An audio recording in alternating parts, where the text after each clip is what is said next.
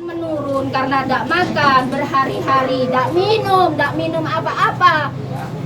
Akhirnya ya parah seperti itu. Saya sendiri ya punya riwayat asma, bolak-balik rumah sakit, pulang dengan selamat. Allah masih menyelamatkan saya.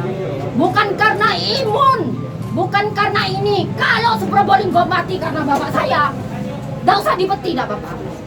Wong di Probolinggo satu-satu matinya. Ya karena takdir kan, bukan karena COVID. Emosi Fatima pecah. Ia menolak proses pemakaman ayahnya yang meninggal di RSUD Dr. Muhammad Saleh, lantas bakal dimakamkan sesuai protokol COVID-19. Beberapa keluarga lain berupaya menenangkannya. Pihak keluarga bersikukuh bahwa pasien atas nama Bambang Junaidi asal Kelurahan Jati, Kecamatan Mayangan, Kota Probolinggo, meninggal bukan karena COVID. Senin pagi 26 Juli, Bambang masuk ke IGD RSUD Dr. Muhammad Saleh. Tidak lama di IGD, pasien Bambang lantas pulang paksa. Saat dirawat di rumah, kondisi pasien memburuk. Hingga Selasa subuh 27 Juli, pasien Bambang kembali dibawa ke IGD. Tekanan oksigen Bambang sudah lemah. Sekitar pukul 8 pagi, pasien Bambang akhirnya meninggal. Pihak keluarga pun keberatan bila pasien Bambang dinyatakan meninggal karena COVID. Masyarakat kita ya apa tonggo kuda nang takdir. Ayo. Jangan kacau itu loh, keluarga sampean. Memang aturan seperti itu. Kalau meninggal karena COVID, protokol wisata seperti itu. Sampean ngerti COVID enggak ya ta? Ya tahu dan manusia biasa. Itu aslinya. Maksudnya cek cangkeme. Dokter iso ae ngono sampean. Apanya? Tanyakan sendiri ini dari rumah sakit. Kamu kalau nggak percaya, ngapain di rumah sakit? Kakek ono aku enggak tahu narene. Kalau di rumah. Lihat, iki aku yang ngono narene. Kalau sampean tinggal di rumah, urusan sampean, Mas. Kalau udah masuk rumah sakit sudah, ikuti aturan. Seperti itu tuh. Bang saya nanya sendiri. Ya. Siapa mau nanya sendiri? Tenang. Cekcok di depan kamar jenazah itu pun jadi atensi polisi.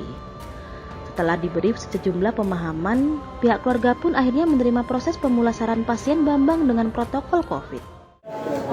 Jadi tadi siang ini ya dari rumah sakit Saleh, dari direktur rumah sakit Pak Dr. Abor menginformasikan ada warga dari Kecamatan Mayangan yang mau menolak pemakaman pemulasaran COVID terhadap keluarganya yang dinyatakan meninggal karena COVID. Tentunya kita Satgas COVID di Kota Probolinggo langsung bergerak, sudah SOP yang sudah kita sepakati bersama. Saya Kapolres, berikut dari Kodim, dari rumah sakit, kemudian 3 pilar melibatkan tokoh dari Kemenak, MUI, NU Muhammadiyah. Kita sama-sama memediasi kepada masyarakat bahwa ketika keluarganya terkonfirmasi sudah pasti COVID positif, harus dengan pemakaman pemulasaran COVID-19. Kenapa? Karena ini adalah aturan yang berlaku. Kemudian mencegah dari penyebaran COVID itu sendiri.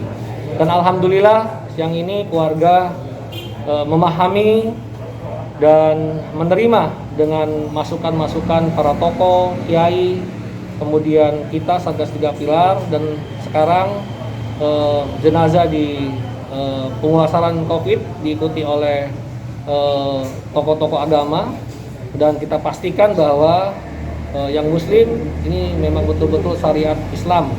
Ada tokoh agama, kiai, MUI semuanya dalam proses pemandian maupun penyolatan jenazah. Dan insya Allah setelah proses ini jenazah akan dimakamkan di TPU. Itu saja. Pihak RSUD sendiri memastikan pasien Bambang terpapar COVID.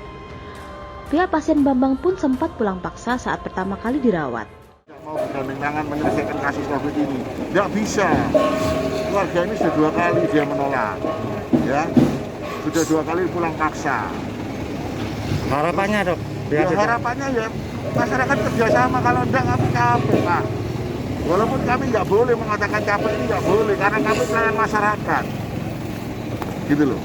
Kami kepolisian semua bagian jajaran-jajaran ke samping ini semuanya capek kalau kita mengurusi orang. Kalau seperti ini sampai kapan ini negara mau bisa bebas dari pandemi? Ya. Pak Dir, berarti sebelumnya pasien ini sudah pernah masuk dan pulang paksa ya? Masuk ke UGD pulang paksa. Gitu ya. Nah tadi malam kondisinya sudah jelek, dia datang ke sini sudah jelek kondisinya. Mungkin kondisi sakitnya apa, Dok? Loh, COVID. Dia datang dengan desaturasi. Ya. Sakit pembawaannya, Apa? sakitnya awalnya. Loh, nggak ada. Saya sakitnya apa, pokoknya dia datang ini sudah desaturasi, Mas. Sudah menurun oksigennya. Kalau kita disuruh mencari-cari lagi apa penyakitnya, dia sakitnya sudah COVID, sudah jelas. Dirawat Gitu loh. berapa hari Pak Dir? Tadi malam dia datang, hari ini meninggal. Subuh, Dok, Madir ya? Iya, subuh datangnya. Dok, berarti ini tetap prokes dok ya? Loh ya tetap. Sekarang pertanyaan saya, kalau saya ditanya ini prokes atau tidak, kalau saya lepas kira-kira wabahnya seperti apa? Ya. Tolong dijawab. Ya. Ya. Betul, Gitu ya. Madir. Jadi tolong siapapun ini adalah pandemi. Kalau semua tidak mau menggunakan undang-undang pandemi, undang-undang karantina, lalu untuk apa pemerintah bersusah payah banting tulang, jempalitan dan lain sebagainya untuk ngurusin masyarakat? Kalau masyarakatnya tidak mau. Siap. Oke, siap. Kasus COVID di kota Probolinggo sendiri masih cukup tinggi. Per Selasa 27 Juli terdapat 112 konfirmasi kasus baru. Total ada 673 kasus aktif. Jumlah pasien sembuh dalam sehari mencapai 40, sementara pasien meninggal mencapai 3 orang. Dari Mayangan, Kota Probolinggo, Arif Masudi melaporkan.